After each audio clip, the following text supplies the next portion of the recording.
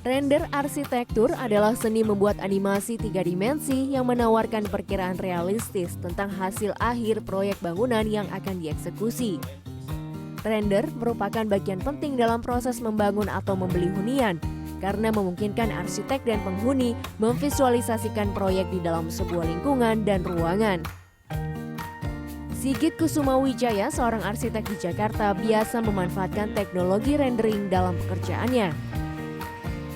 Bang Sigit, jadi di bidang arsitektur, render itu bermanfaat untuk apa saja? Ya, jadi sebetulnya kan dengan adanya teknologi ya, memang itu sangat membantu sekali gitu. Mungkin kalau zaman dahulu ya, ketika belum ada teknologi komputer gitu ya, ya biasanya kita istilahnya itu mempresentasikan atau memberikan informasi ya kepada pemberi tugas atau klien kita. Ya kalau zaman dulu mungkin hanya sketsa gitu kan, sketsa atau sketsa itu juga bisa dari hitam putih atau berwarna, diwarnain, atau dengan misalnya lukisan juga bisa gitu ya, atau dengan marker atau spidol gitu ya, atau cat air dan lain-lain. Jadi memang dengan adanya teknologi itu ya sebetulnya ada sedikit terbantu karena mungkin bagi sebagian arsitek ya, khususnya mungkin yang generasi-generasi sekarang ya, anak-anak muda yang lebih generasi yang lebih junior, mereka pasti tanggap teknologi dan itu mereka manfaatkan gitu untuk tadi yang tujuannya sama, untuk mempresentasikan atau menyajikan, memberikan informasi kepada klien. Dengan ada teknologi ini memang ada anggapan ya, jadi kayak senjata atau pedang bermata dua gitu ya. Di satu sisi ya, kadang-kadang dengan adanya teknologi ya memang kita akhirnya terampil atau tanggap dengan teknologi, dengan program-program dimanfaatkan, dan memang kita kreatif di situ harus bisa memanfaatkan gitu ya.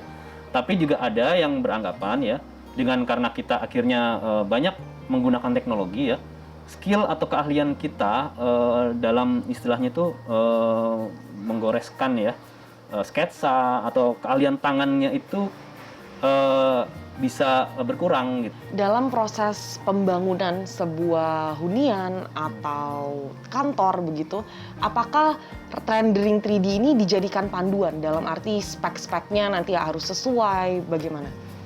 Dalam prosesnya itu pasti selain berdiskusi ya, kemudian juga kita harus menyesuaikan dengan aturan gitu, regulasi di tempat itu seperti apa. Oh ternyata setelah kita render seperti ini konsepnya, oh tapi ternyata nggak boleh nih gitu, misalnya penggunaan material ini nggak boleh, atau misalnya bangunannya harus mundur, setback ke belakang atau gimana gitu, kemudian secara luas juga berkurang gitu. Jadi setelah disesuaikan dengan aturan bisa jadi berubah gitu semuanya. Jadi ya kalau memang dari awal kita sudah mengerti, memahami aturan, memahami yang diinginkan klien, ya mungkin bisa sama gitu ya.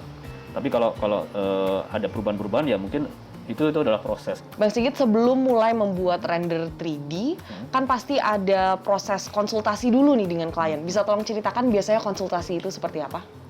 Ya, jadi mungkin di masing-masing arsitek ataupun kantor atau perusahaan arsitek pasti berbeda-beda metodenya ya. Kalau saya pribadi sih, misalnya dengan klien dan skala proyeknya kecil, misalnya hunian gitu ya. Ya pasti saya diawali dengan memulai membuat konsep ya, entah itu bisa sketsa ataupun langsung dipraktikkan langsung di komputer gitu ya, komputer yang program untuk drafting gitu, misalnya AutoCAD atau Revit dan lain-lain gitu. Mungkin membuat layout ruangan secara kasar dulu gitu ya, one line dulu misalnya, ruangannya kira-kira seperti ini gitu. Dari situ langsung tektokan gitu dengan klien gitu ya. Jadi kira-kira secara kasar gini nih ruangannya gitu. Gimana gitu kalau misalnya dia ada permintaan atau revisi gitu ya masih bisa kan. Nah, maksudnya belum terlalu jauh dulu gitu. Soalnya ya khawatir tadi ada revisi kan kita mengulangnya jadi lebih lama gitu ya. Nah, tugas seorang arsitek kan tidak hanya mendesain, tapi saat proses pembangunan juga harus memantau begitu ya. Pernah nggak sih Bang Sigit lagi proses pembangunan tapi hasilnya ternyata tidak sesuai dengan rendering yang Bang Sigit ciptakan? Ya, itu juga sering terjadi sih sebetulnya ya. Karena ya tidak dipungkiri gitu, karena yang tadi saya bilang ya, secara proses itu bisa jadi ada perubahan-perubahan dari tengah-tengah gitu ya. entah itu yang tadi saya bilang mungkin dari regulasi, kemudian ada penyesuaian dari klien, misalnya ada nambah ruang atau mau tidak di tengah jalan dia berubah pikiran gitu ya, itu banyak sebenarnya yang terjadi gitu ya. Dan yang sebetulnya ada hal-hal lain yang juga kadang-kadang beberapa klien ya yang sebetulnya intervensi desainnya itu bahkan ketika desain sudah selesai di lapangan ada intervensi ya, dan itu mungkin tanpa persetujuan arsitek gitu. Nah itu sering terjadi. Akhirnya kan memang